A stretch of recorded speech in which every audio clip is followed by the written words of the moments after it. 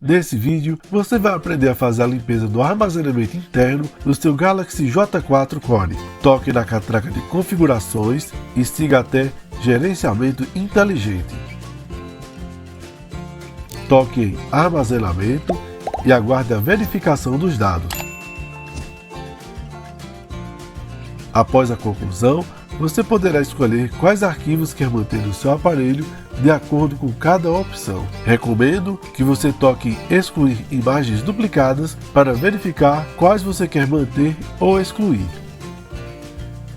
Na opção APK salvos, você poderá excluir ou manter a cópia dos seus instaladores e aplicativos. Para não excluir uma categoria completa, basta desmarcar a opção que deseja manter.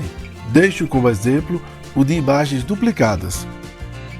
Após verificar todas essas opções, você só precisa tocar em limpar, tocar em confirmar e aguardar o fim do processo de limpeza. Se você gostou desse vídeo, deixe o seu like, faça sua inscrição e ative o sininho. Muito obrigado!